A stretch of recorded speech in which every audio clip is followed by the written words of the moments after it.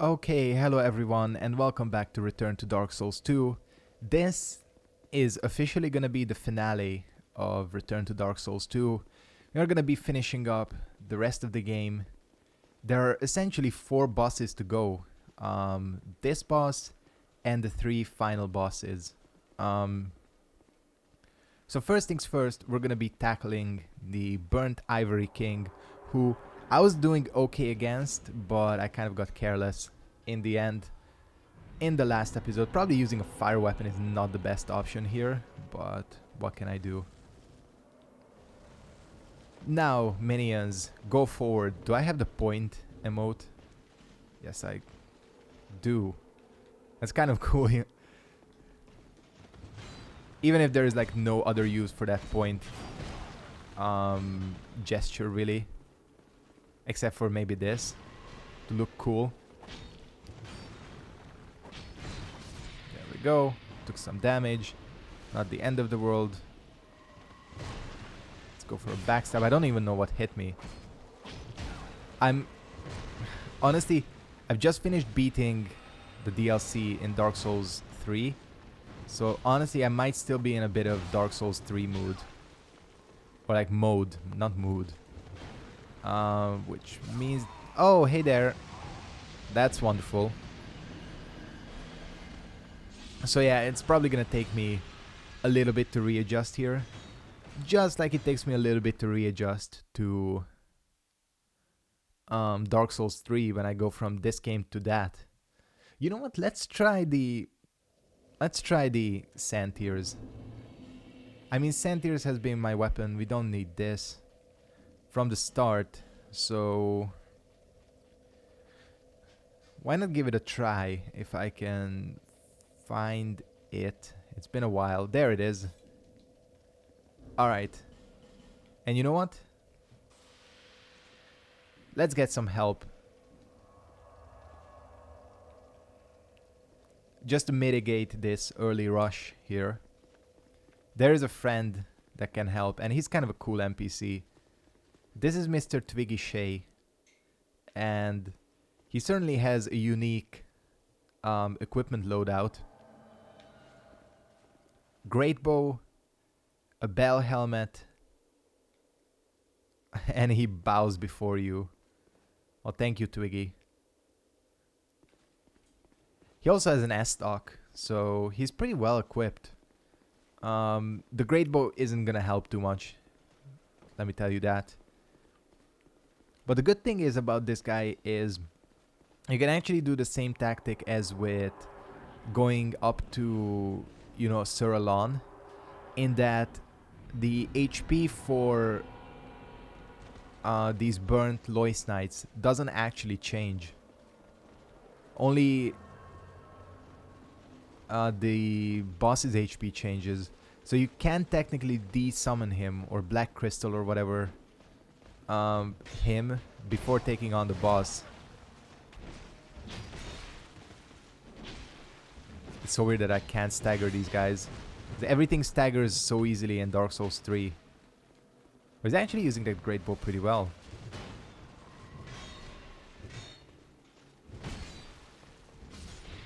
I'm doing really... Goddamn. Is there really that much of a difference between the games?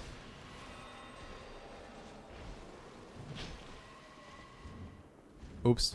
I missed. Yeah, focus on Twiggy a bit.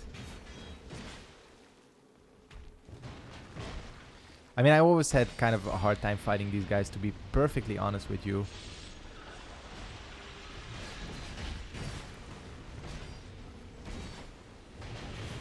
Wow, this is a clusterfuck right here. Thanks, Twiggy. Yeah, that S-stock is really powerful, so it's not really gonna have much trouble there.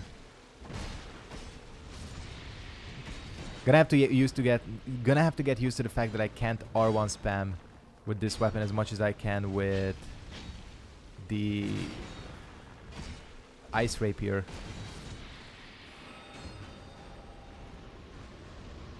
So the mistake I made once getting to the actual Burnt Ivory King part, come on, I know you can backstab these guys, is that I did not kill the Lois Knight.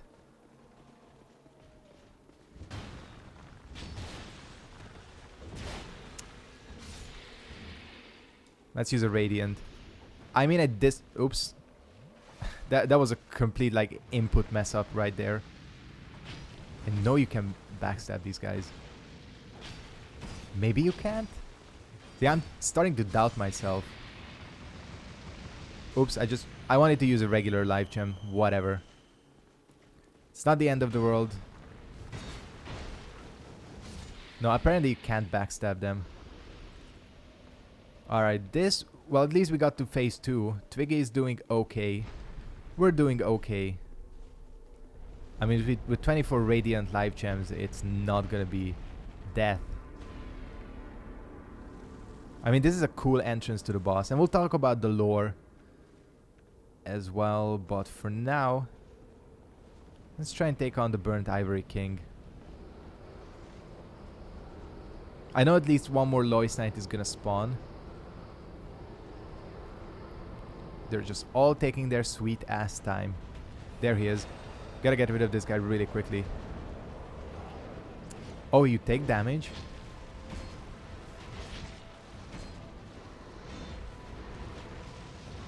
Let's kill him as fast as we can. Okay, that broke my guard, but that was the end of his animation. So, we're good. We're good. Have to get rid of him. God, combat is so slow in this game. Alright, I think we're on track. The Burnt Ivory King himself is not really that difficult. Of course, you're gonna be like severely resource starved because of the gauntlet.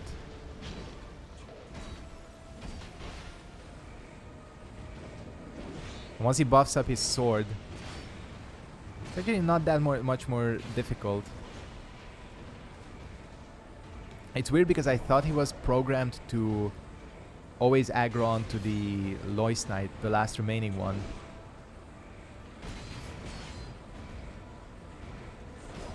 At least I think that's still the case. I almost think this might be a better choice here. Oops, that's his big explosion, like all the bosses have. But yeah, as you can see, he is... Yeah, now he's doing it. He wasn't doing it before. Oh, he's stunned. Don't see that often. The problem is this guy is obviously super fire resistant. He is, after all, the Burnt Ivory King, so... Ooh, hey there.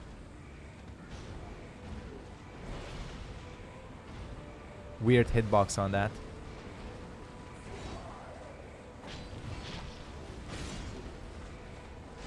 I'll heal again, just to be sure. I have so many life gems. Oh, please don't die, Lois Knight. He can survive. And it's really cool. I think he does like a gesture if he survives.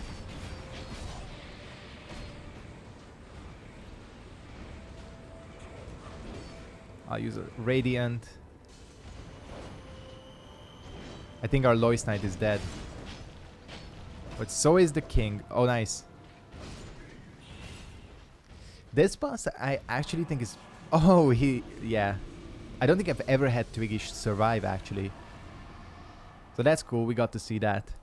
So that was the Burnt Ivory King.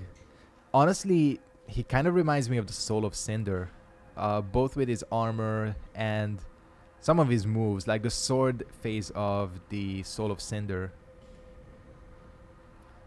And we have the... If I can find it... Soul of the Ivory King. The proud Ivory King was ever merciful and devoted himself to the protection of his great land until he was devoured by the flames of chaos. The wondrous soul of this great king, blah blah blah, we all know that. So essentially the lore of this is that the old chaos, which is this thing right here, the remnant of Izalith and the bed of chaos, well, it basically tends to consume stuff. It consumes everything, basically. And Eleum Lois was built on this land. So it basically started consuming the citizens of Eleum Lois as well. So, basically, the Ivory King, he was actually a nice guy. One of the few, like, real nice guys from Souls. he decided to sacrifice himself and his warriors to protect the city from the old chaos, and she was left behind. This is Alsana, as you know.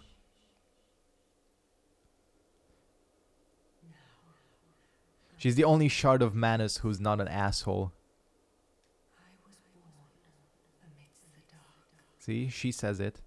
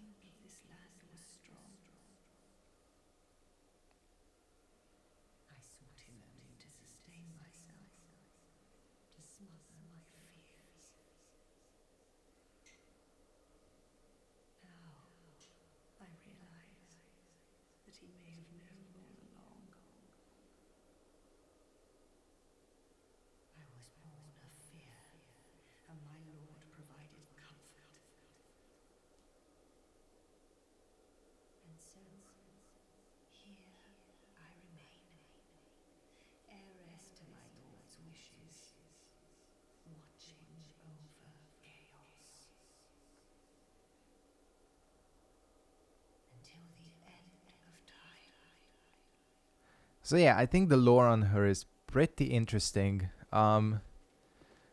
This ice path, if you pick up, and this is kind of the annoying thing about this DLC, if you pick up 50 Lois souls from the depth, which basically is just about going down there and farming, and it takes a long time. I've never had the patience to do this. If you pick up 50, you break this ice barrier, you can go up to her and you get a unique weapon called Ilium Lois. It's a curved sword that restores HP with its R2 attacks. But yeah, as you saw with the lore there, like each of the shards of Manus signified a different emotion of Manus himself. Just like she said, she was fear. We'll find out that Nashandra was greed. Oops, I just warped to the wrong place because we need to visit Vendrick. Nashandra was greed. Elana was envy, I think. I don't know what Alsana was. I don't know if we ever find out. But yeah, it's not really explained ever why she didn't turn out to be an asshole like the other ones, but it could be because of her king. Again, that's the one thing that's not really explained. But now we've met all the shards of Manus. We saw what became of Manus, so he didn't really die, but he shattered, which is interesting. You know, I talk about the lore a lot during this playthrough because I think people have the idea that Dark Souls 2's lore is not as deep as Dark Souls 1.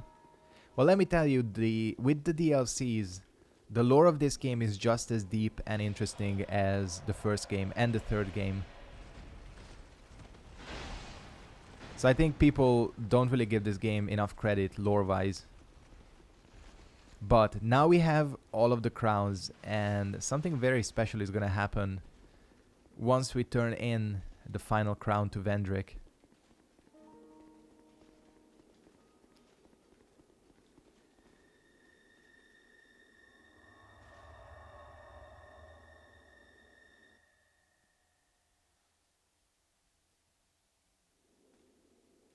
Alright, Vendrick. I have your final crown. One day fire will fade, and dark will become a curse.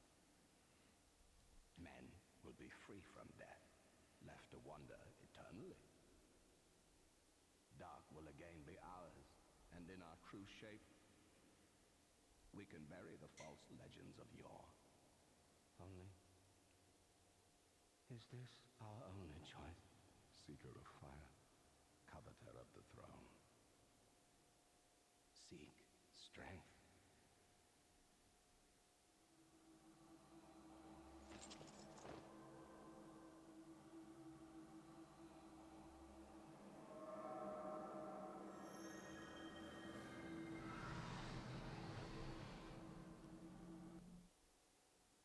The rest will follow.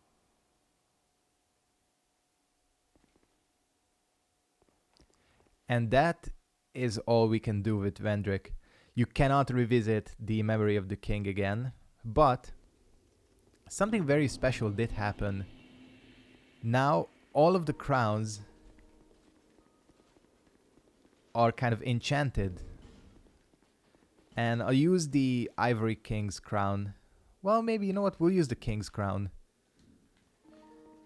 The unique thing is that from now on, if I can, goddamn, it's so dark. From now on, dying will not cause you to go hollow. So basically, we've achieved what every undead in the Soul series has sought. That is to avoid going hollow. So we are essentially still undead. We are still immortal in every aspect. We still respawn every single time we die. However, the one curse of being an undead, which is eventually going hollow, is broken. So what we've managed to do is step outside of the cycle of the game. I think that's really interesting. Again, oh, there's an enemy here, of course. I forgot about you. Again, I think people don't give this game's lore enough credit. The concepts it deals with are kind of really interesting, I think. But now it is time to battle the final boss is.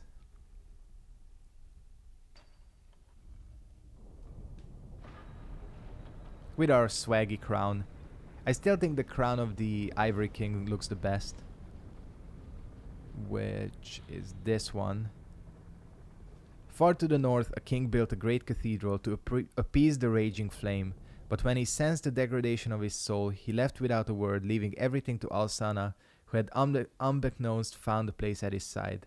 But these were events long ago, and today no one even remembers the king's name. My journey is already complete. My name is Shanalot. The dragon gave me this name, for I was born with none. I was born of dragons, contrived by men, by ones who would cozen fate herself. They are the ones who created me. But they failed. I did not come out as intended. Fate would not be bested, and men were cursed once again. If you proceed, Nashandra will come after you, knowing that you will take the throne and link the fire. She covets the first flame and the great soul. Put Nashandra to rest. We will indeed do that. So we find out a bit about the Emerald Herald as well. She's essentially an experiment, and people kind of speculate that she was created using a dragon's soul, or created by the ancient dragon. Now, there are several ways we can do this. I don't know if I'll have the resources to fight all three of the bosses in one go. I definitely need to equip my repair powder. Because, well, as you probably guessed, from what I've been saying, there are 3 phases here. 4 bosses actually, technically, if you count the first phase. 'Cause there's 2 of them. Who's the other summon? Benhart, we know that. Bradley of the Old Guard. Oh yeah, he's a new addition. Yeah. We don't need either of them. These bosses are a lot easier soloed. Wow, that's a lot of damage. Talk about being OP.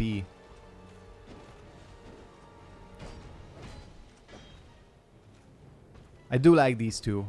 If you don't know, the deal with them is they're kind of... Ouch. That combo hurt. They're kind of a twist on the Ornstein and Smo mechanic. Because instead of focusing on only one, you essentially have to kill both of them at the same time. Otherwise they will respawn. And I'm about to die. Don't want it to happen. The combat system of this game is really weird. I'm not used to it. Especially after playing so much of the DLC.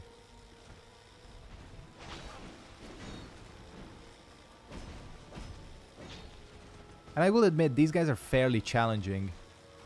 Especially, I think they have been nerfed a little bit with one of the patches.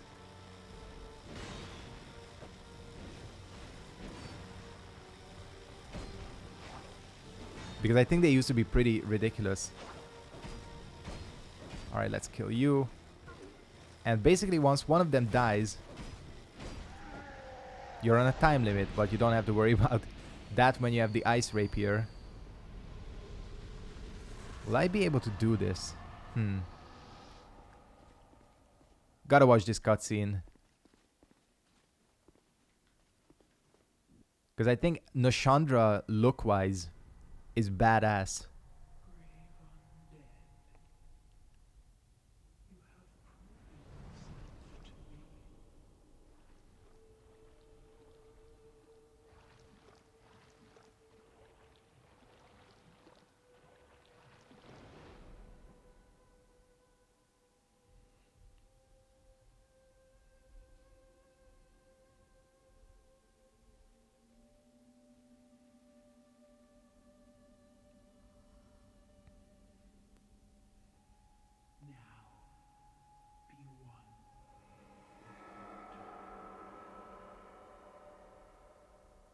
Yeah, I think she's...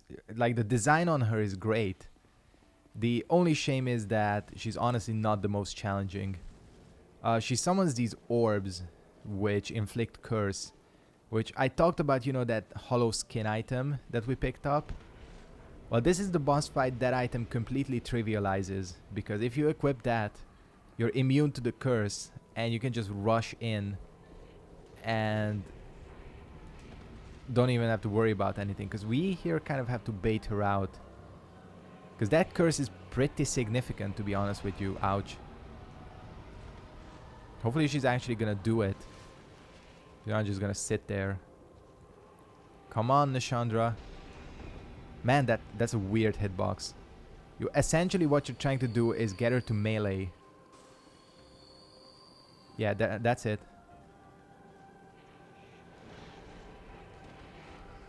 Her melee attacks are pretty simple.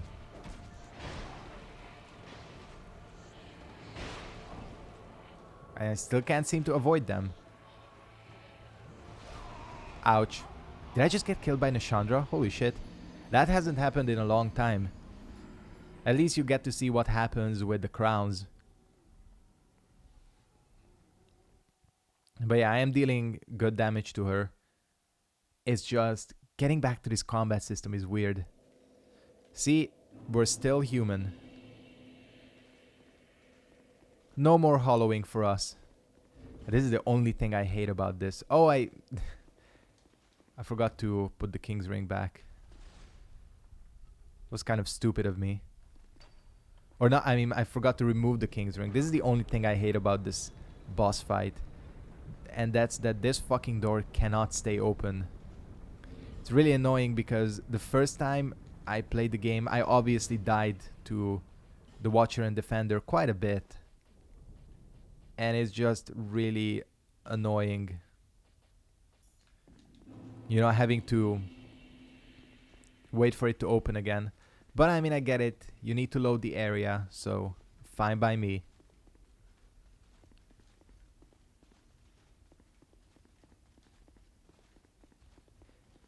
Anyways, technically we are now at an advantage because I have a lot of Estus, which I didn't have before.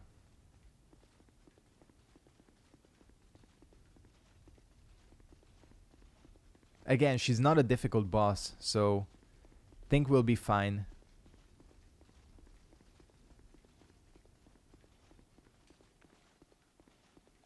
I'll use flame weapon, why not?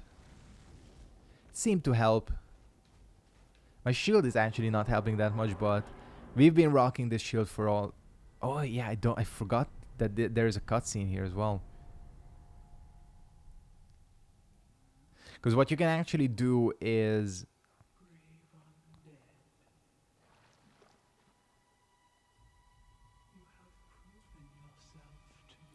Okay, she says the same thing here.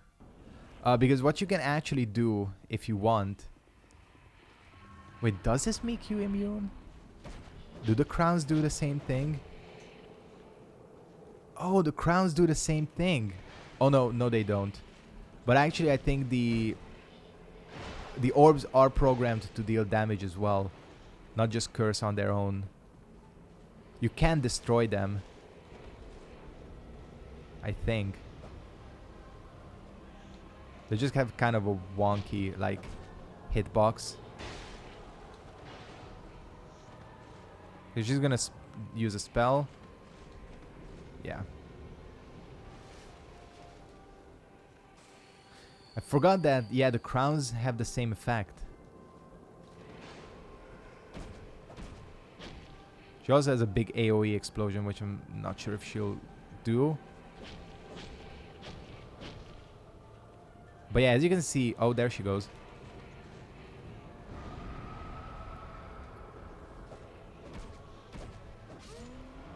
And that was Nashandra. One more to go. That's a lot of souls. Many monarchs have come and gone. One drowned in poison, others sunk into flame. Still another slumbers in the realm of ice. This guy has the coolest voice. One of them still here. As you do. I think I did that too early. You, conqueror of adversities. Is your answer? So there's kind of never an explanation of why Aldia attacks you. But I think the way Aldia is, he's kind of past the point of caring. I mean, he's not even technically human anymore. But this is the thing about him. He sets himself on fire. And you cannot attack when he's on fire. You have to wait for him to do an attack.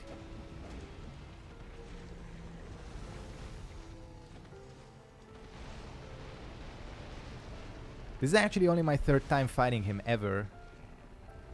He has a lot of HP. You can of course completely just use range.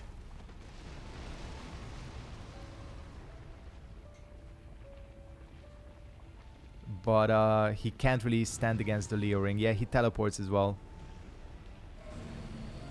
He's a weird... This is weird. He's so weird. Definitely the weirdest enemy in the game. He's gonna do his thing. Yep.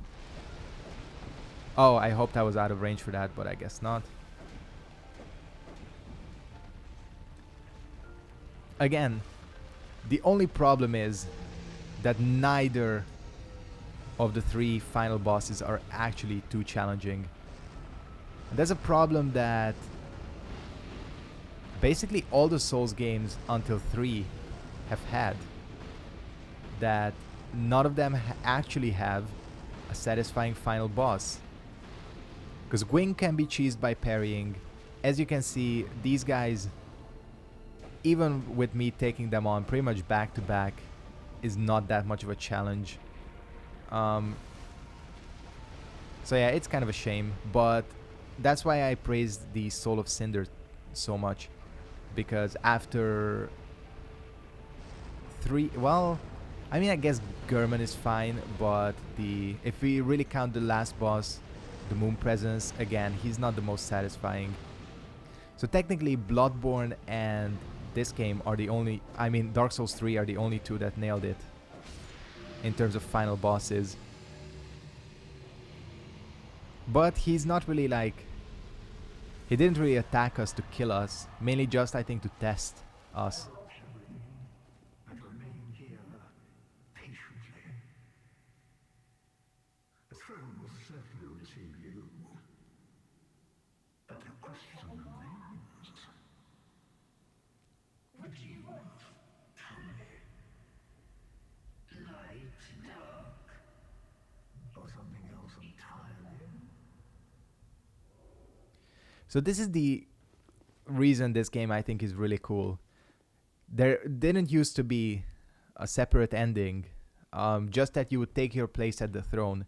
Because what I was saying earlier and what all these characters have been saying is that light and dark are basically just the two sides of the same coin. No matter which one we choose, it results in the same thing, which is the cycle starting anew. However, we have the other option of walking out. We are undead, however we can never go hollow. So we are basically free to choose our own fate. And I think that's really cool that this game actually went beyond the whole kind of cycle of light and dark that the other Souls games kind of really stick to. So we're gonna do it. This I think is a really satisfying ending. We're basically leaving it all behind.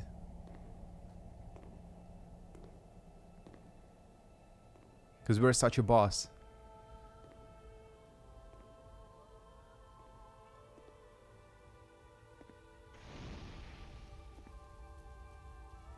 There is no path.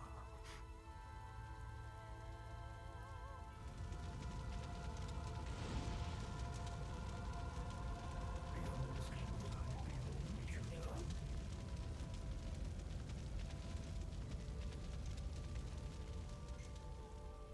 What could possibly await us?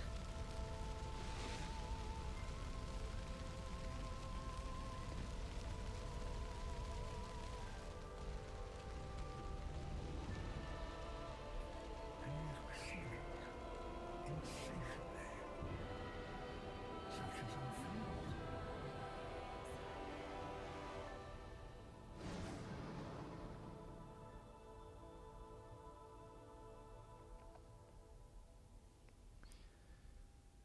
I mean, to be honest with you, I think that's a badass ending.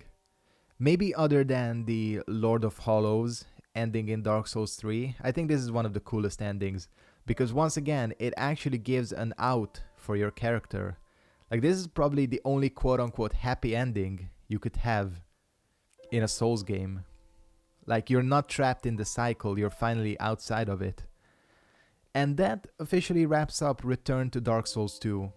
You know, to be honest with you, despite this game's flaws, which this game definitely has flaws, I still like it a lot. I think sometimes people shit on it for... they're kind of, I would say they're a bit too hard on it. Sure, it's not up to par with the other Souls games. However, I think this is a solid game, great lore, great mechanics. But yeah, for now, that is gonna wrap up Dark Souls 2. I'm making that kind of outro so short because I'm actually planning on making a video where I rank all the Souls games in order of how I like them. And I'll go into more detail about Dark Souls 2. But for now, I want to thank you guys very much for watching. Thank you for sticking with this series. It's been kind of a long one. This game is long, but you know, I was moving. I was still kind of changing my setup back in the summer when I started this series, but we finally got to the end. So once again, thank you for sticking with me. Thank you for watching this series, and I hope to see all of you next time. Goodbye.